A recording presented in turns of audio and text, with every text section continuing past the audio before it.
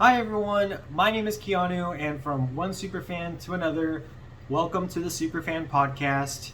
Today I am recapping episode 3 of The Amazing Race season 34, and I want to give a big shout out to my new subscribers.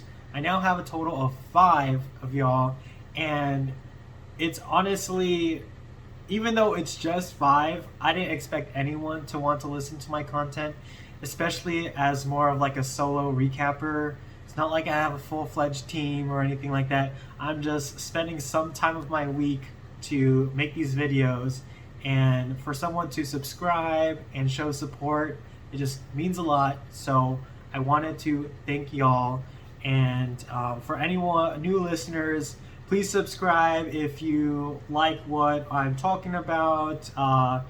And yeah, so for today's episode, I thought it was pretty solid as it could be for, the first half of a Mega League. Naturally, it's going to be a little anticlimactic because there are no eliminations at the end of the episode. I do like that Phil made it pretty clear that there are going to be no eliminations in between here. Like, the teams know that there's not going to be an elimination halfway through the Mega League. And I appreciate that because it's not like there's some fake out or they're faking out the audience, so.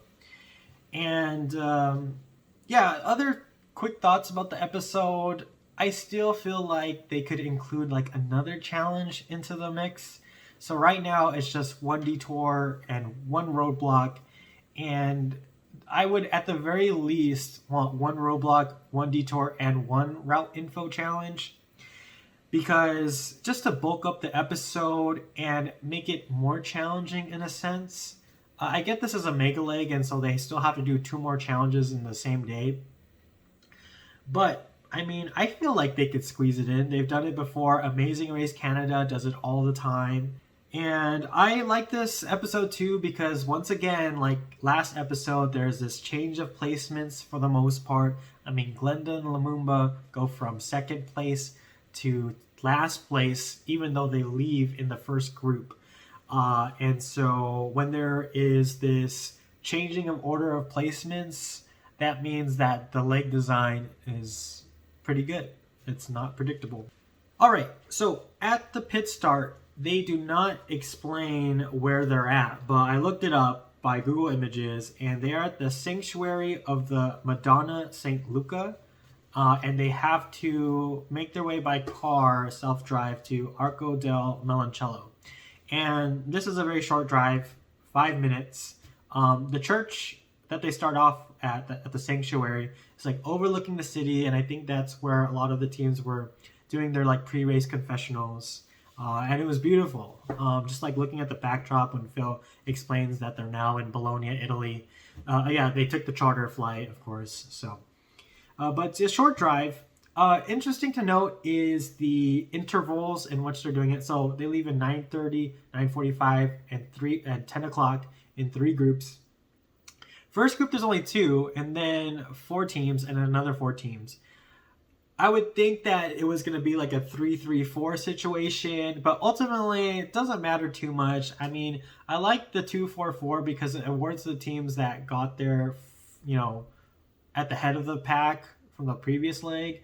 And more teams in the middle and the back means there's more chances for intermingling. Even though Glenda and Lumumba ended up going into last place and they started in the first group, but yeah. Okay, so they get to the Arco del Melancello, and then they have the detour. So it's either head of the class or big cheese. And then one thing I like about the Amazing Race, a small thing, is how they name the challenges of the detour. Because usually there's something similar, there's a rhyme or alliteration or something like this. This is completely 2 different things that I don't think they make sense with each other. There's no similarities. Big cheese, the big cheese, and head of the class. I mean, automatically I was thinking about how they could name these detours. They could have just named it Big Brain for the head of the class and Big Cheese, But, I mean, that took me 5 seconds. One thing to note here is that Glenda and Lumumba make their big mistake where they travel on foot to the detour rather than drive there. Now, I looked it up, and if I'm not lazy, I'm going to put it up here. But I believe it's like a 34-minute walk, like a 3.5 kilometer distance. And that's no small thing. And, walking 34 minutes there, and because they had to turn around eventually, that, doubles it. So I don't know how far they went, but it was probably really far considering that they fell all the way into the back of the pack. So that was definitely a costly mistake on their part. I was rewatching the episode, and Glenda says, quote unquote, "You gotta go on foot." Now, I don't know why she said that, because in the clue, it clearly states travel by car. So I don't know what was there. Now, even though they made this egregious mistake, mistakes happen on Amazing Race. There are so many rules and stipulations they have to follow. Someone's bound to make a mistake. So even though, yes, like read your clue, mistakes happen, y'all. So, cut these people some slack here. If I was on the race and it happened to me, I would be very disappointed in myself. But as a viewer, don't be too harsh. Okay, so let's start with the big cheese. The easier challenge, at least on performance from the teams here. So they travel to the Piazza Franklin Delano Roosevelt. It's a 15-minute drive, and they have to go to I'm gonna butcher these words, but fromageria, where they sell cheese. And in this challenge, they basically, I don't want to explain the challenge, but basically I looked up, I'll put it here again if I'm not lazy. But in total, the restaurants where they had to drop off the cheese and wheel it to there, it was, I put it down here, 22-minute walk. Now, if they're running, probably 15 minutes, but then again, they have to get directions. So in total, I feel like this challenge probably took teams around 30 minutes to do. This was like a 2-kilometer distance, and it went like a rectangle or something like that. And it didn't seem like teams got overly lost or anything like that. Sure, you make a wrong turn, but that's natural, so it's not like it's a costly mistake. One thing that I thought was going to happen was someone was going to forget to get the receipts from each restaurant, because they kept on highlighting that, like, oh, do you have the 2 receipts? And this challenge reminded me a lot of a challenge in season 12 in Mumbai, India. It was Jennifer of Nathan and Jennifer and Kint of Kint and Vixen, where they had to wheel these propane gas tanks to different residences, and when they dropped it off, they had to get a receipt from the customer. And Kint, this is a spoiler alert, by the way, too late. He did not get the receipts, and it contributed to them getting an elimination, because the next thing was to go to the pit stop. So, in theory, teams would have forgotten to get the receipts had they not read the clue. But all the teams in this case, read the clue and they got it right. So this, all in all, was a straightforward task. It had potential for teams to mess up, but because no one messed up, it just seemed pretty straightforward. People left in the order they came in so it was Marcus and Michael, Derek and Claire, and Lewis and Michelle who did this, and they both left in the order that they came in. I guess ways to make the challenge more difficult was maybe they should have wheeled 2 cheeses in one of those carts, or both members had to wheel the cheese. So unlike the other detours where they had both of the partners kind of had to do the task. So for example, in last episode, the dancing challenges, the dancing challenge obviously requires both of the team members to contribute, and the bells, both of the team members have to contribute. In this one, one of them has to wheel, and I guess the other has to navigate, but it's like, it's not like a team-based challenge, you know what I mean? They could have had more locations to make it more difficult. They could have ate the cheese at the end. Something. Give us a little more extra. Because it did seem a little lopsided based on the edit on the sides of the detours here. Okay, moving on to head of the class. So I 100% would have chose this task. So I'm a physical therapist, a doctor of physical therapy, and in physical therapy school, one of our first classes was anatomy. And anatomy, I mean, as a PT, you have to know your anatomy like down pat. Basically a third of schooling for me was anatomy. And I just remember like being in the cadaver lab. My school was like well funded, and in our anatomy lab that overlooked like the entire city, we're on the 13th floor of the hospital. We got like 10 cadavers just like around the room that we could use to learn our anatomy. And I remember our exams, and I think this is how most anatomy exams go, well, at least in my school. It's like all of us would be around this like in the entire room. It's just like cadaver around, and you have like a minute to answer the question at the station you're in. And usually they, not a toothpick, but it was like a marker with a flag, and there would be a question on the clipboard, and it would be like, okay, this muscle, what nerve innervates it, or what is the action of this muscle, or where does this nerve lead to? If this nerve was lesioned, what deficit would this person have? Things like that. And you would spend like 30 minutes at 30 stations in total, and that was the test. And so reading the clue that said it was anatomy, I 100% would have done this. And that was the case for Maddie, who apparently aced anatomy in college. And I believe it's Emily, who works in the medical field. So anyhow, would have done this challenge. Now, in the lecture itself, I would, if I was in there in person, I'll be a little worried, because the professor was saying all of this fluff like, oh, the liver contains a liter of blood, the skull protects like the optic nerve, and all these things that ended up not mattering at all. And then when you get to the test, it's like, oh, just label it, which coming from a medical background, it's super easy. So it's like, for me, I didn't need to hear any of that to get the questions right. Now, I wanted to break down the exam itself. So there were some tricky ones here.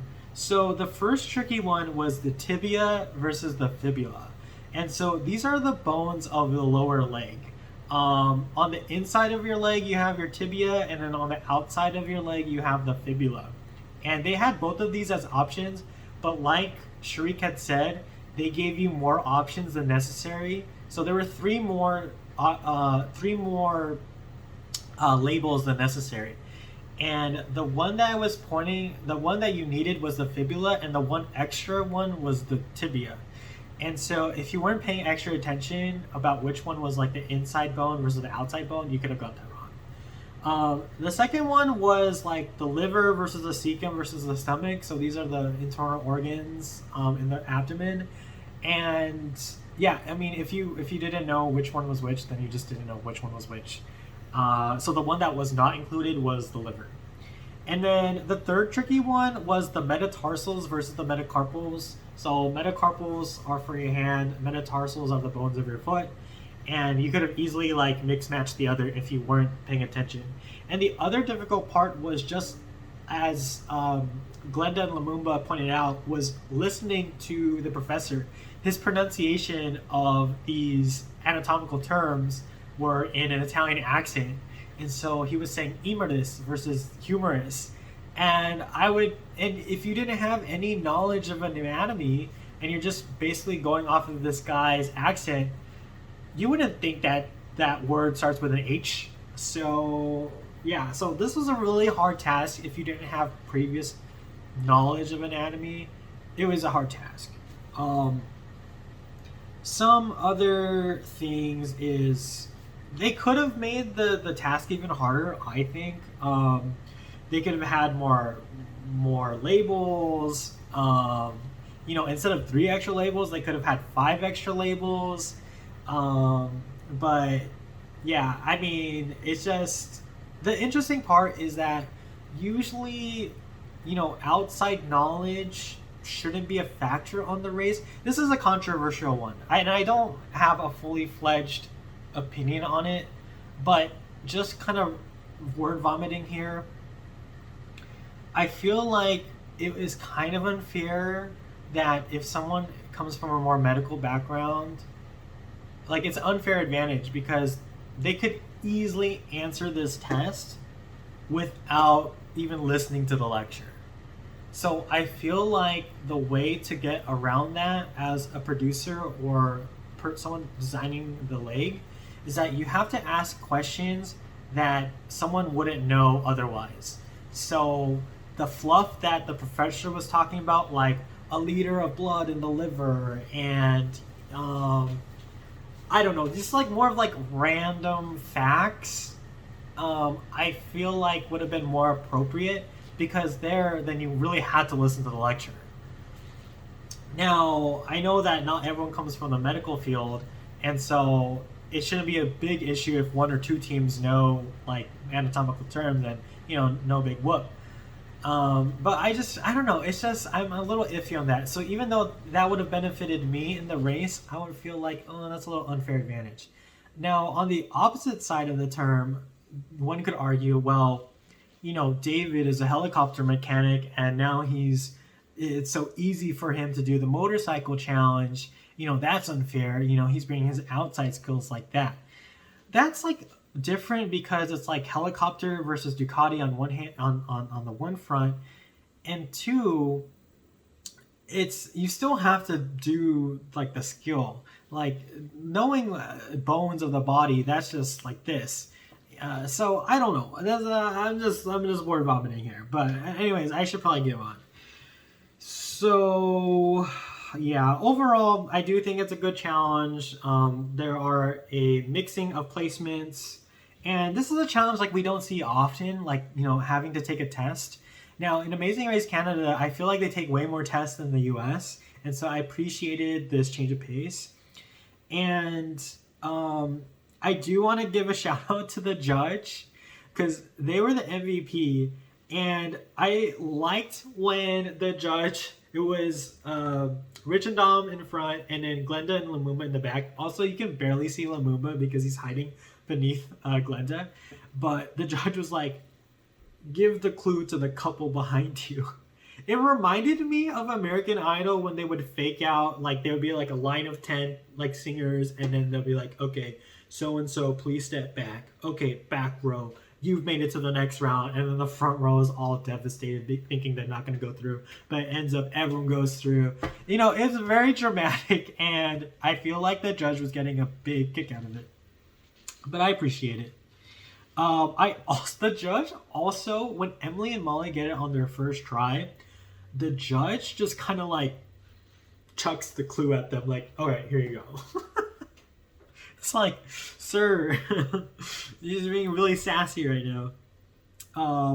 I do think the strategy, had you not known anatomy, is when you get it wrong, because there's no way you're going to get it right on the first try, because you don't even know what you're getting tested on, is identify where on the board you're 100% not confident in.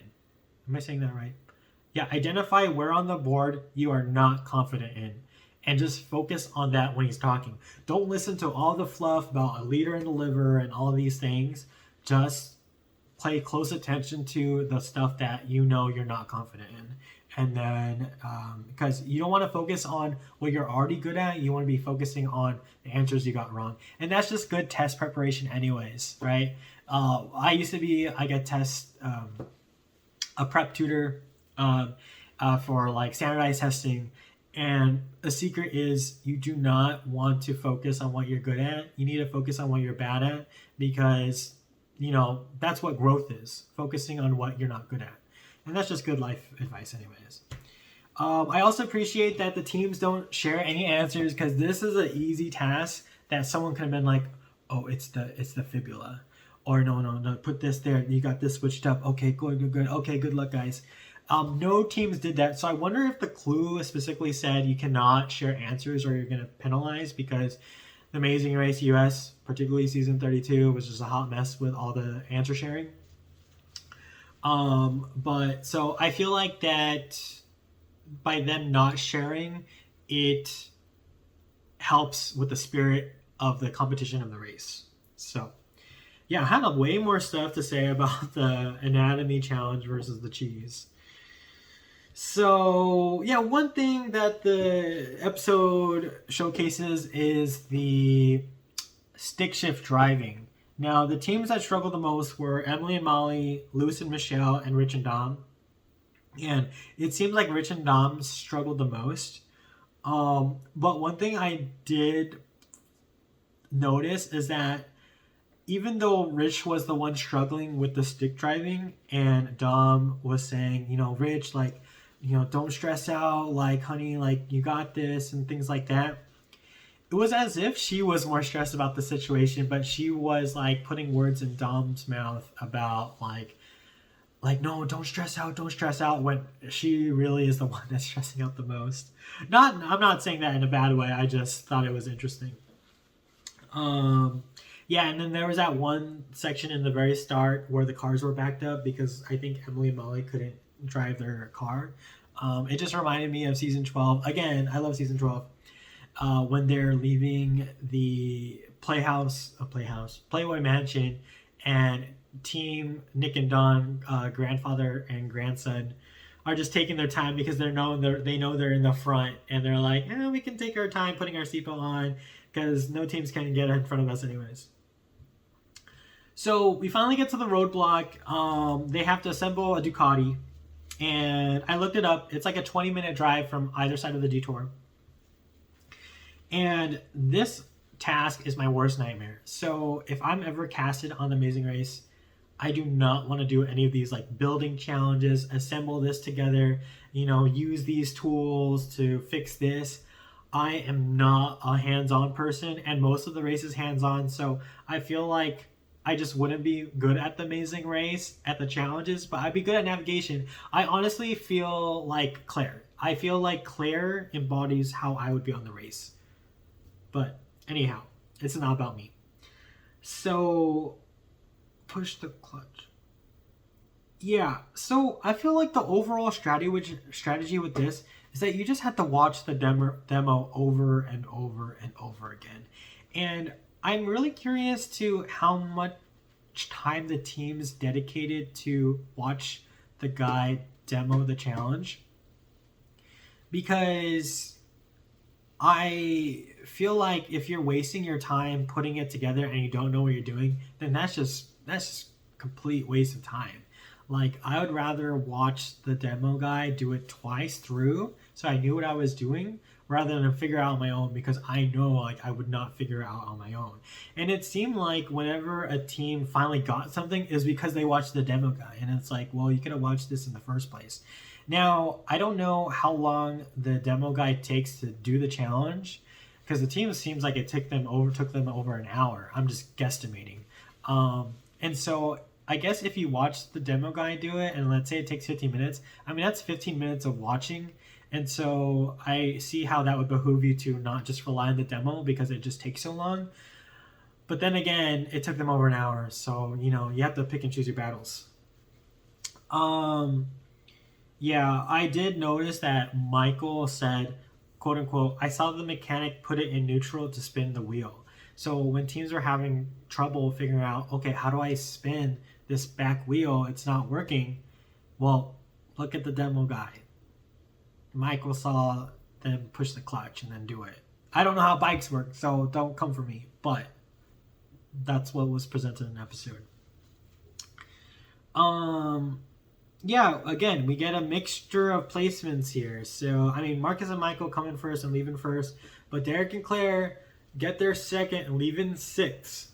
Now, it's interesting that they're putting so much they're giving so much time to Derek and Claire. I mean, one, because they know that they come from Big Brother, and so there's a lot of fans watching, obviously myself included.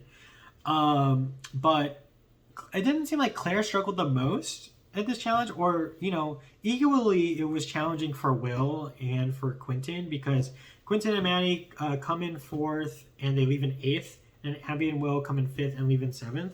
And Claire finished the challenge before both Will and Quentin. So it's interesting that Claire got all the spotlight. But I'm not mad because I like them anyways. So, yeah, I didn't have much to say about the roadblock. I do have some more things to say about the team. So let's go into the teams. So we don't have a pit stop, but we have the order in which teams finished. So currently in first place, Marcus and Michael.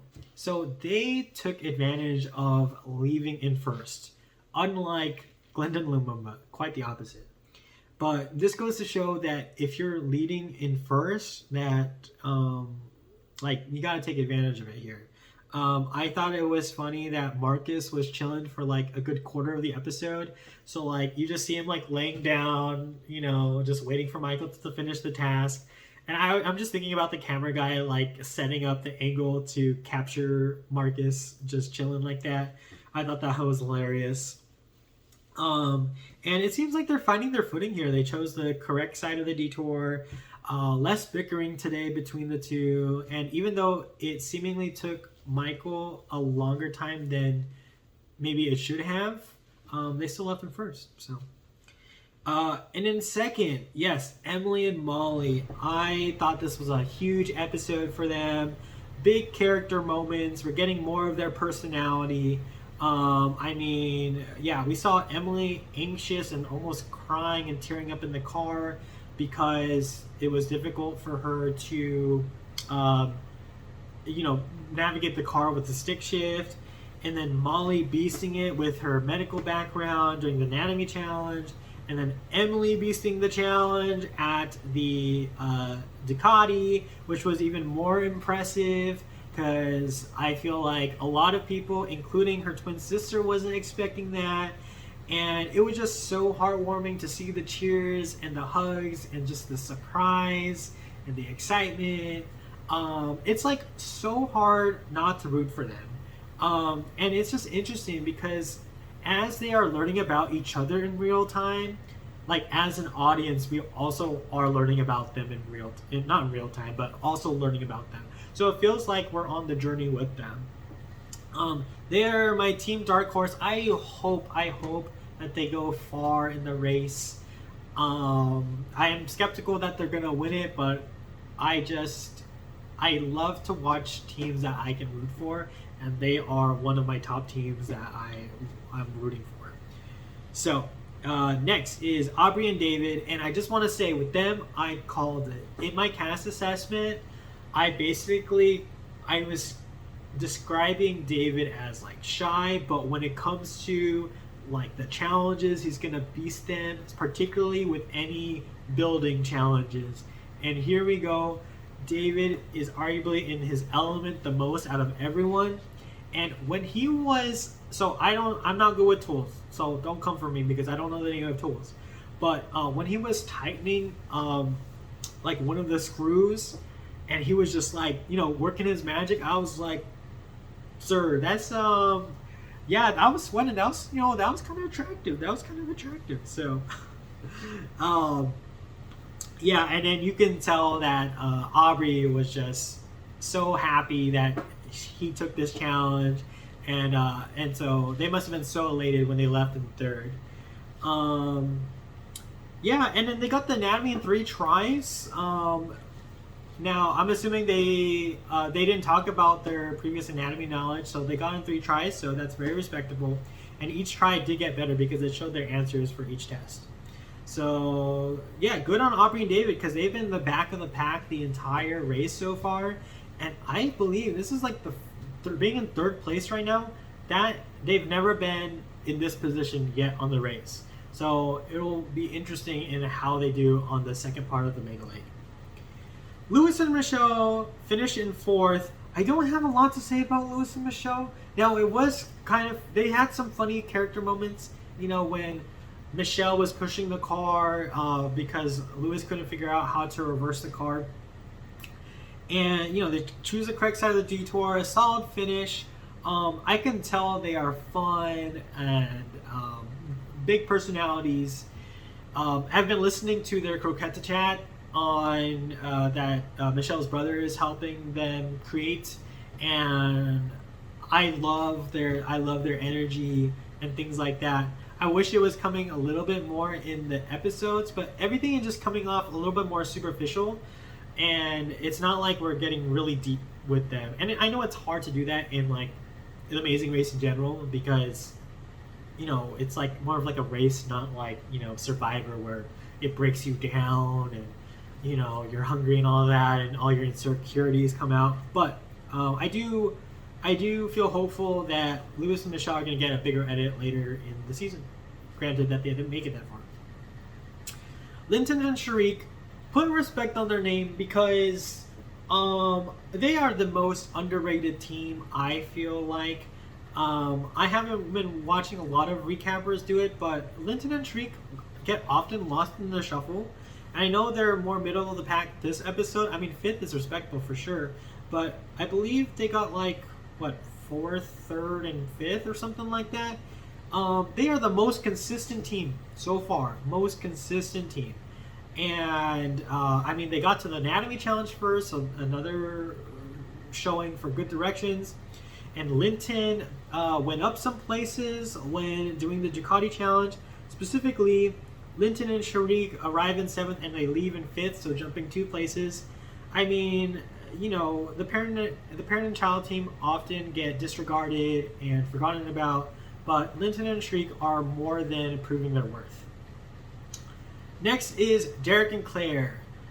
Yes, so one thing I appreciate about Claire that I haven't mentioned is she is nailing the accents down. So in the last episode when she was pleading to the yodelers to get the next clue, it was just, I can't mimic it because I'm terrible with accents, but there was like a harshness with her words, and it was just trying to mimic being German. And here in Italy she's saying like scusi, ciao ciao ciao, signor, and it's funny. I love Claire's energy. I love her energy. Now the roadblock strategy, I feel like I'm assuming here, and I know Derek and Claire are going to do their recap episode probably later in the week, but I'm assuming they decided for Claire to do it first because they're already in the lead, and because it's a mega lake, it's more like, okay, we'll have Derek as the anchor, so even if we do fall behind, and they do, Derek will do the other roadblock and hopefully potentially kill it, and they're in a better spot. And so even though Claire struggled, it's like they did it this way because in the event that she struggled, so their strategy was correct. I do think that hindsight's 20/20, but I do think it's better for Claire to do this roadblock versus Derek, not even knowing what the second roadblock will be later in the mega lake, because yes, they fell behind, but now they can catch back up. So yeah. So they highlight Derek's dress in the background. I probably spent a good collective 2 minutes on this. And it's hard to blame him. If I was in his shoes, I would be losing my mind out. Especially if you're looking from afar and it seems like she's not making any headway, because it seems for the longest time she didn't know how to tighten a screw. And Derek must be thinking, and if 30 minutes have gone by and nothing has changed, I'd be like freaking out. Now Dom helped and manifested their passing for the Ducati challenge, and I just feel for Derek, it's out of your control, man. And so I guess Derek could be a little bit more supportive in the moment, but when you're in that heat of the moment, I can see where he's coming from. It's not hard to see why someone would be stressed, of course. So Abby and Will, yeah, not much to say. They did well in the anatomy challenge, so they're clearly studious. And Will struggled with the Ducati, but figured it out. Other than that, nothing to say. Okay, moving on. Sorry, Abby and Will. It's just the edit's not doing you guys justice. And yeah, okay. So I'm moving on. So Quentin and Maddie, this team goes up and down, up and down. So like they finished anatomy quick, but then the Ducati challenge put them back. I just feel in the last episode, from being behind in the pack, it's just up and down for them. I do feel like we got a little bit more of the personality. I like the close-up shot of Quentin when he was talking about how he got Ducati as a kid, and then his neighbor didn't get one, and then his neighbor like pushed him off the bike, and he's like shade. So I appreciate moments like that. And Maddie beats the anatomy challenge, so I gotta give them their respect. Now Rich and Dom continue to be hot mess express, and I love them for that. Now, Dom is getting a lot of hate. Maybe hate's a strong word, but like, she doesn't have a lot of fans on like Reddit. And I just feel like a lot of people are annoyed at her. And I'm just the exact opposite. I appreciate everything she's giving me. Now, sure, I could disagree with her, or like I may not want to meditate or send good energy into the universe if I'm in last or anything like that. Like, those aren't things that I would do. But, like, that's just like a different way of approaching hardship, And I feel like it speaks more to everyone else for not accepting that or being annoyed by that than it is on her. And yeah, sure, I might be, because I'm honestly getting annoyed by all of the criticisms that she's getting, And it's interesting because I feel like them are the most intense people on the race. Sure, they say love and light before each leg and things like that, but so far they've been so intense with their challenges, with Dom's scream at the end of the episode, like. It's not like when they're running that she's like, oh wait, no, time to meditate. Like, she was waiting for Rich to finish the challenge, and here she is meditating. What else do you want her to do? That honestly is like her way to move on and get in the correct headspace. And I just feel like she's getting shat on. So, I feel like... No, I enjoy their team, and it's a different dynamic than we see a lot in. And now, even though they are not the reincarnates of Colin and Christy, who practice meditation, even though they are not the reincarnates of Colin and Christy, I'm just saying it goes to show that, being in the correct mind space, being zen, can take you far. So there you go. And then Glenda and Lumumba. Now, of course, they had to hashtag read their clue. But, mistakes happen. And it was interesting to me that they chose the anatomy class. I'm thinking they took it because Lumumba is a teacher. And so he's like, oh, class, there we go. And it's pretty wild. I was not expecting them from going to 2nd to 10th, but it goes to show that anything could happen on the race. And they have, even though they had more bickering in this episode than any episode before, their personalities are just shining through the screen, unlike some of the other couples. When Lumumba was reading the roadblock clue and immediately volunteered when the question asked, who wants a break? And he's like, me. That was freaking hilarious, and I appreciated that. So here are the top 5 lessons for today's episode. So 1, read the method of transportation. So if it says travel by car, travel by taxi, make your way on foot, double check to what that says, because you don't want to be penalized for later. This mistake has unfortunately happened countless times in Amazing Race history, and so you definitely want to double check that line, and usually that's like the first line in the clue. Also, if it seems like you're walking really far to get to your next destination, like 4 kilometers, you're probably not taking the correct method of transportation. Probably should be by car. So double check that. Second lesson is like when you have outside knowledge, utilize it. So Emily and Maddie saw in the clue that it was about anatomy, and they're like, let's do that challenge. Even though they may have acknowledged that the physical task is usually the faster task, if you have an edge up from something in your personal life, you gotta take advantage of that. And same thing with David, when the clue read something like, who's ready to take a break? And break is spelled B-R-A-K-E. That clues you in that it's probably something related to cars, that you might need to use your be hands-on skills. And so take advantage of what strengths you have in your personal life onto the race. Third lesson is, watch the demo over and over and over again, especially if you're just not getting it and there's a clear demonstration of what to do. Even though in the short run it may seem better to just do the task at hand, in the long run it's better to take your time to watch the demo and get it right. Fourth one is obvious, learn stick. And then the fifth one is focus on what you're doing wrong than what you're doing right. And even though that's common sense, it's important. So this applies to the anatomy test. If you're 100% confident in the things that you got right, well, then don't waste your time listening to those things when the guy is lecturing. Focus on the things that you're not confident in, because that's the only way to truly grow.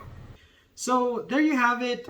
This is a quicker recap than the other legs of the race, or the other episodes I have done. I do want to be a little bit quicker on it because, one, I have other stuff to do, other obligations, and two, hopefully I can edit this so it's a little more succinct and there's pictures here and things like that. But again, I want to say thank you to those who are watching these episodes. If you got to the end of this video, please leave a comment. I want to know who's actually watching this, and feel free to comment on anything. Let's just engage in a conversation. I love the Amazing Race. I want to interact with you guys. But if you want to stay silent and just do your thing and just listen to what I have to say, that's fine too. I rarely comment on videos anyways. But yeah, this has been very fun to recap this outside of my recap these things amidst everything else that's going on in my life. So yeah, please not share, that's kind of weird. Like, comment, and subscribe. And the mole is coming out, and I might do the mole. And why I say that, maybe a 25% chance of recapping those episodes.